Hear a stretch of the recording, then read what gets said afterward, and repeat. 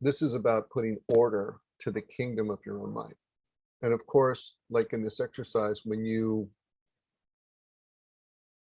directly engage a judge character, particularly, it's going to push back.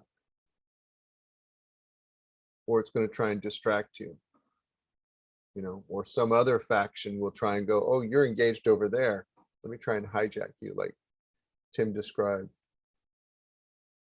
You know, he's got this moment. He's engaging the judge. He's holding it at bay. The judge is silent. The victim is like, oh, while your attention's over there, I'm going to come in from the side and complain that he's not answering you, that he's silent. Like, okay, and then try and get in your head that way. Yeah, so this assignment is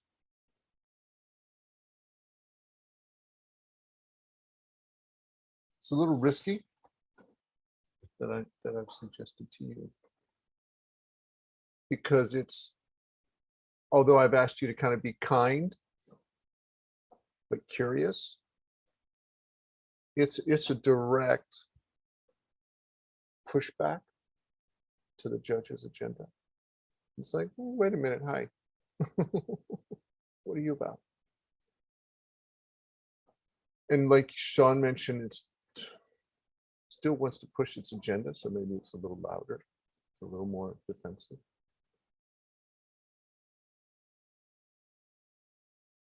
In the subconscious, we'll talk about the last judgment. I'll try and work this in, like what's going on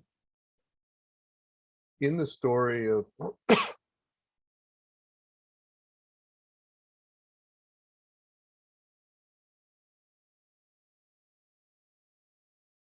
the hero's journey, the last judgment, so many pieces that the spiritual journey describes, the underworld,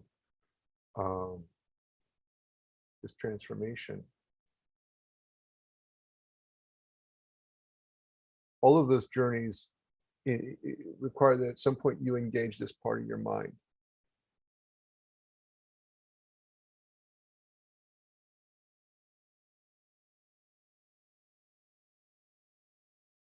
And we often engage in, I'll use the story of King Arthur as an example of the hero's journey. Arthur was a bastard child. Harry Potter was a bastard child. Okay. Luke Skywalker was an orphan, right? No parents, right? That's the symbolism of I'm cast out. I don't belong. And it's the victim paradigm perspective. I'm not good enough. I don't belong. I don't fit in. Okay. And Arthur comes back. And what is it? He has to pull the stone out of the sword.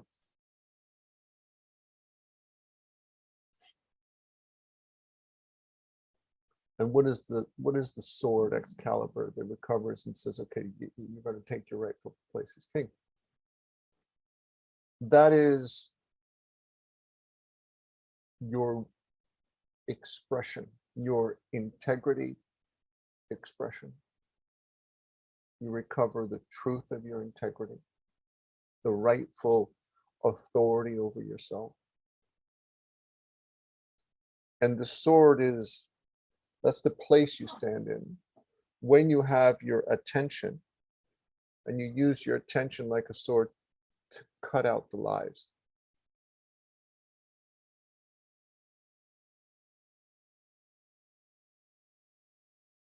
And so when you reclaim your own sense of authority, this is my kingdom, my inner world, and I'm going to reclaim it, and I'm going to use truth as a sword to cut out the lies.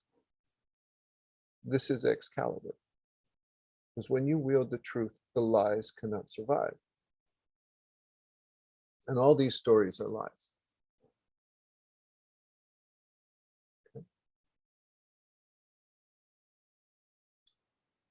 In the story of Arthur, when he pulls the sword from the stone, he wasn't the king. It's a bunch of warring tribes. And the warring tribes say, Bullshit, we're still in charge of our territory. They didn't all of a sudden, well, oh, you pulled the sword out. Okay, good. You know, we're going to follow you. It wasn't like that simple. No, he had to go battle with those tribes, confront the liars, confront their ego, their fear, their anger, their until they're like, because it was the way battles are fought in kings, you know, to subdue all the conflicting voices that are trying to be in charge. All the fear, all the anger, all the shame, all the victim, all the parts that want to be silent, all the parts that are angry that they're silent. Okay? They want to still tell their story and be in charge and take over attention and be the kingdom that you live in. And it's a matter of wielding your attention and go, huh, I see you there. I feel you there. I hear you're there. And I'm standing in the center of my kingdom, holding you at bay, not letting you wield this truth. And I'm not going to let myself believe that your story is true.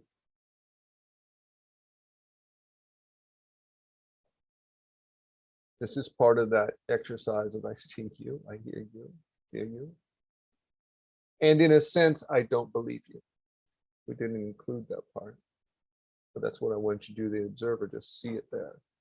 And if you see it there, if you're doing those parts of that separation from awareness, you intrinsically won't believe it.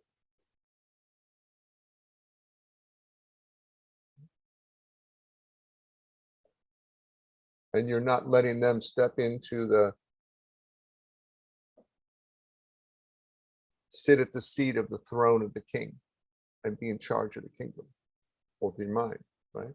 Or what other traditions would call take the seat of consciousness. The seat of consciousness is then directing your attention, your expression, expressing anger, shame, victim story, frustration story, right?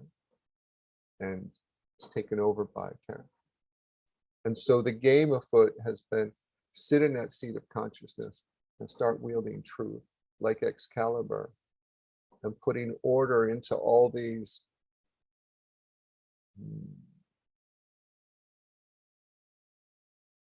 factions that want to take over and be in charge of the kingdom. And so in Arthur's journey, he went into all the different tribes and he's like, he had to prove himself king.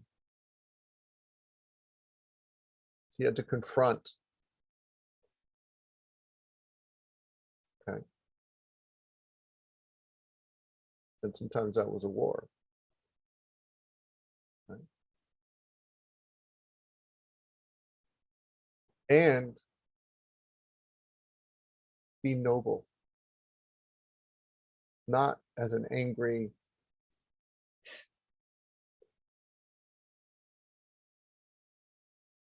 killer. I'll show you. But noble, kind of the benevolent dictator. It's like, I see you're angry. I see you're hurt. Okay, there's space for you, but you're not going to be in charge. And we got to make peace with all these different parts. And so much in the way that Arthur is putting order into the external kingdom, we're putting order and peace and connection and working together and bringing all these parts inside of us to not fight each other.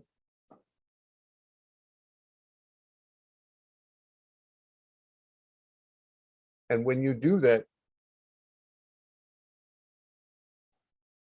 yeah, sometimes it's a war, sometimes you're peacemaking, sometimes it's forgiveness and healing. It's like all these things need to be done. And sometimes it's a no and it's a boundary, but you have to hold the truth of what story you're going to believe and not let unsavory characters be in charge and believe them and take that seat of consciousness or the throne and be in charge of your story.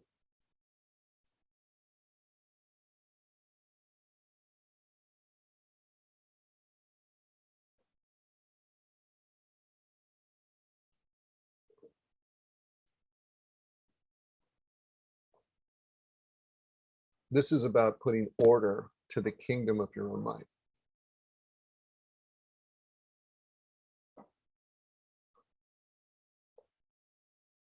And of course, like in this exercise, when you directly engage a judge character, particularly, it's going to push back.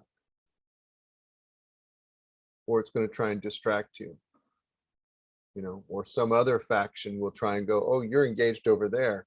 Let me try and hijack you, like Tim described. He's got this moment. He's engaging the judge. He's holding it at bay. The judge is silent, feeling his strength of his own, Tim coming in and take the kingdom in that seat, sitting in the seat.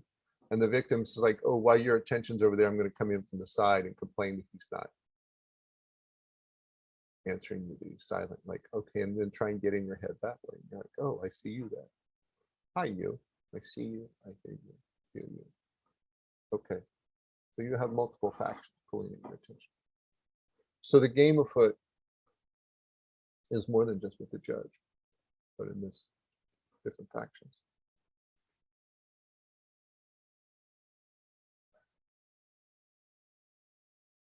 What happens? What happens as you progress along this? And the judge finally recognizes, okay, you are in charge. I'm not going to challenge you anymore. And these other factions say, okay, you are in charge. I'm not going to challenge you anymore.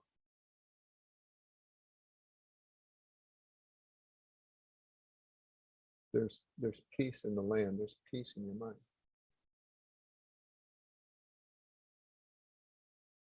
This is Camelot. This is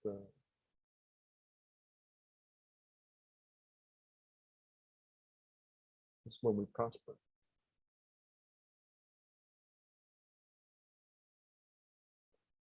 And oh yes, there are dark forces looming out there.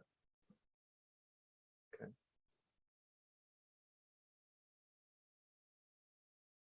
You have to keep them at bay because they want to come back in. Okay.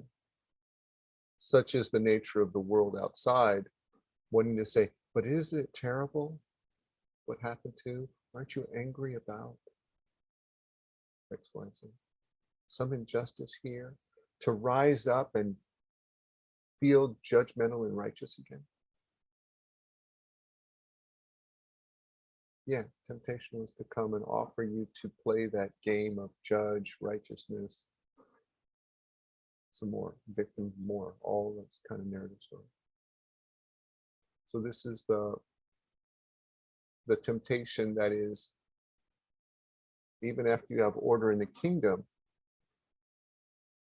someone outside your kingdom or will be proposing you to take up and be judgmental again. Okay. So you have to continue to be vigilant against. Because now, okay, I don't have a liar in my mind tempting me, but I'm having conversations with people and they have liars in their mind. And they're proposing to me like, Gary, aren't you angry at? Oh, look at this injustice. Isn't this so sad? We should. And they're offering me stories that my judge can go, yeah, that is wrong. No, that's wrong. And this should happen. This should happen. Okay. So all the time, somebody in the news is going to propose to me to take that seat of judgment again and resurrect it.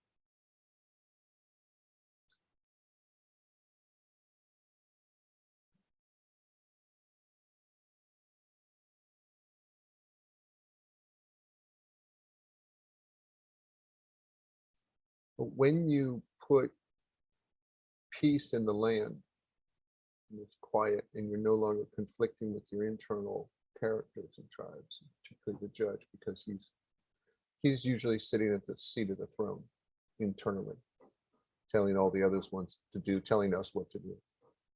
When you unseat him, you're like, I'm going to sit in truth, say no to you, and you're going to answer to me, answer my questions, or however we're doing it. that old way of living ends.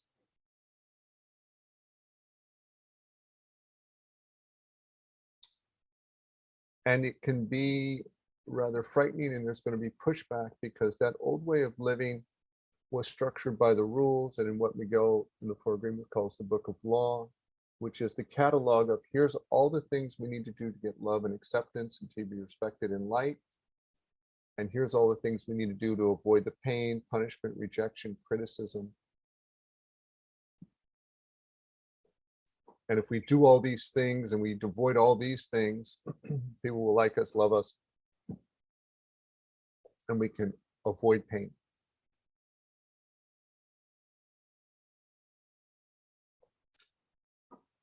And the judge is trying to have us follow all these rules of shoulds and shouldn'ts. Because it's fundamental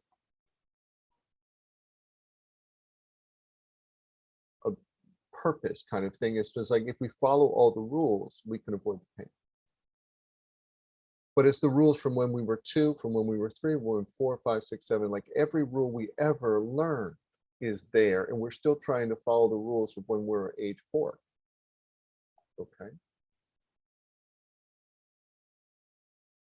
And it is wildly upset and angry and frustrated and afraid, you know, if we play with matches or fire or something, right?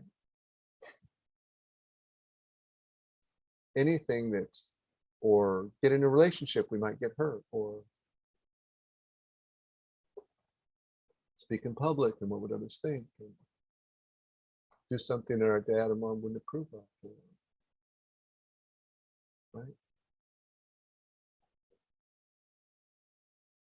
I remember being in college, and I was,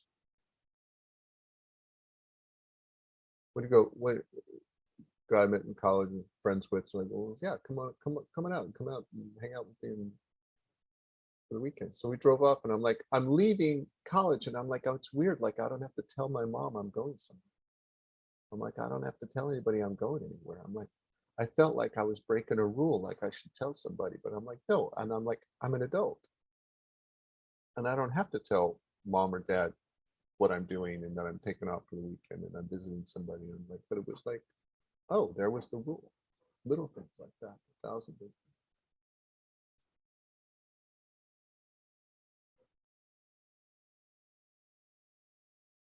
But those rules had kept us safe growing up. And so when you let go of the rules, the judge is very afraid we will be unsafe and we will be hurt, and all the worst fears and pains that the victim carries around still will be realized. And so you're going to have to work through this layer of fears and maybe residual emotional pain that's there, that says, the victim screaming, this will come back if we don't follow these rules. We've made these rules so this wouldn't happen. And so you may find some screaming inside. And that emotion has to be let go. Okay.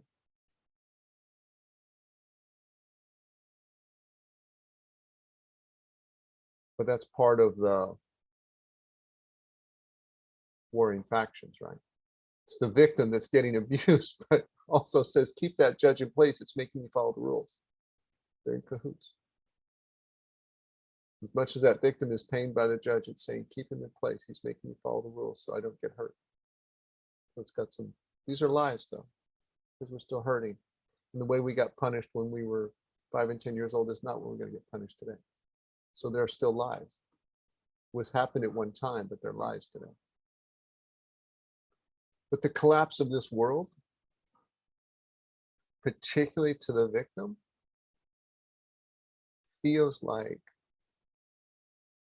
wow, without that judge, we're going to die. Without the judge putting order and all the rules to supposed to, and all these things I'm supposed to do, if we don't do that, we're going to die. Because in the victim's point of view, these are the things we have to do to follow to be safe. And the worst possible thing that's going to happen if we don't follow the rules is the memory. And the worst possible thing is dying. And so as you let go of the judge narratives, as you don't believe, you don't believe, you don't believe, you will come to a feeling, fear of pain. You'll come to a feeling of, it feels like I'm going to die. It feels like I'm going to die if I don't have this judge protecting me. And this, of course, is the victim voice. And it's a lie.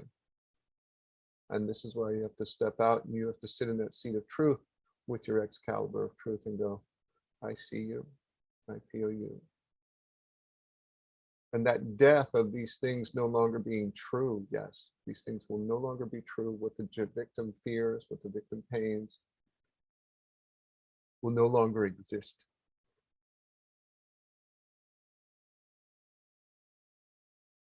And this is the transformation, like a death, of the victim judge dream. And the end of that inner world. We call it like an apocalypse. The whole world will end. Right? All this Christian speak about revelations and the end of the world, and it's an apocalypse, and then we have another term for it.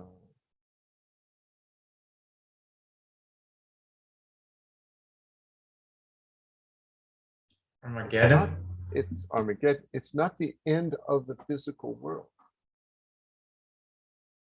The whole Revelation is just speaking about the end of the internal world run by this false set of rules. And what happens is you then, on that collapse, you look around the world and it's like, you are new because you're sitting in a seat of consciousness with truth as your guide and not these rules and the judge and victims and their stories of the past that are now lies. You're like, okay, now it's time to create a new kingdom. Because this is where Arthur came to. It's like, he had to go dissolve all these warring factions against him. Okay, then what? He has to conquer. But then what? He's like, then it's time to create the kingdom. The kingdom isn't waiting there, already built. No, it's all warring factions all around it. And after the war with all his internal, within his countryside characters, then it's a matter of looking around and dreaming a new vision. Like, well, what now? Anything now. But hopefully with truth, and you're like, well, with the greatest potential, if I create with truth and honesty and respect, and it's a round table. It's not a judge hierarchy. It's a different order.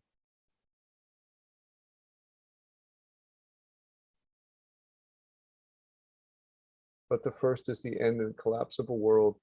And then you're like, okay, now I build a new dream, new creation. Camelot, Avalon.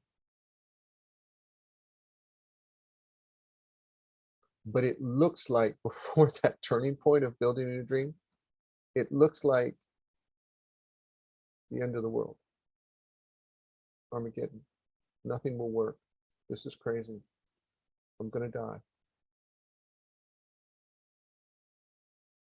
That is the feeling. Those are the narratives that will be screaming at the end of the collapse of that belief system of following the judge.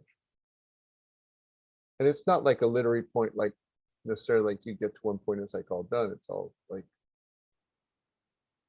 you kind of work through some, the judge pushing on you, and then you're good, and then maybe it goes in waves, and then it's pushing on you, this is stupid, and then it's waves, and then it comes with, this is crazy, this will never work, you should really follow these rules. Then you go through the victim pains and fears, okay, let those go. And then you're like, at a certain point, it's done.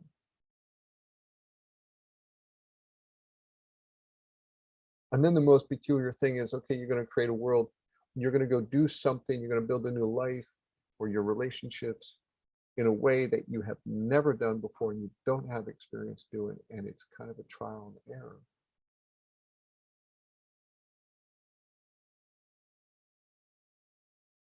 One of the funny things going to Egypt many years ago was going and visiting pyramids. You see these great big pyramids in Giza. What you don't know is a little ways away, there's pyramids that they first built, and some of them they call the bent pyramid because it kind of partially collapsed.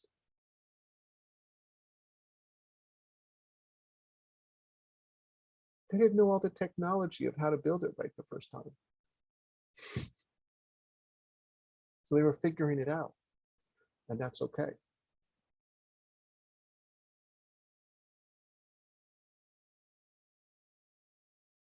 What will work, what won't.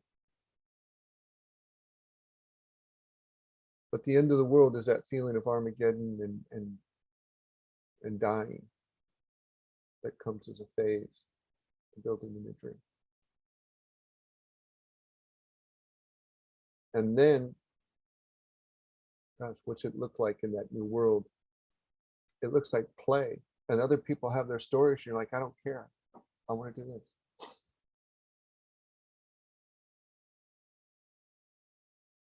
And the rules are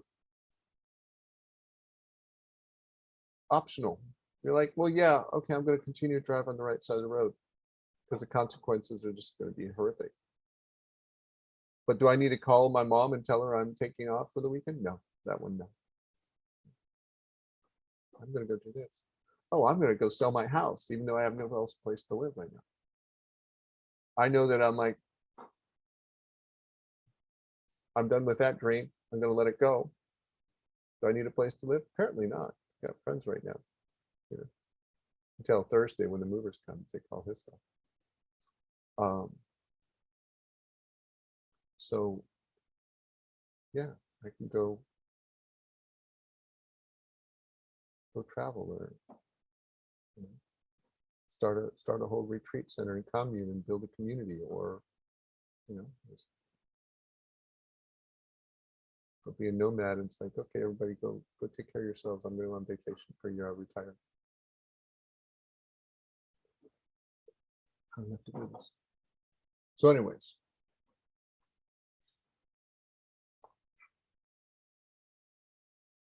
hopefully I wanted to take some lies and fears of how we think of Armageddon and the end of the world and Revelations.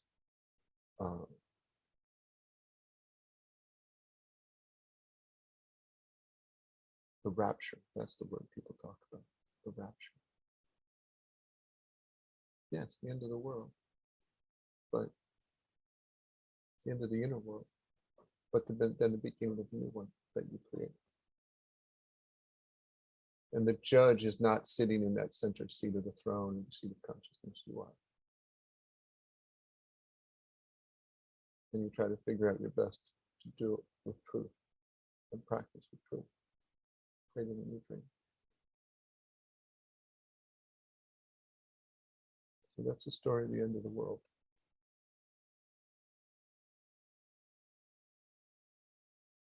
which isn't the end of the world, it's really the beginning.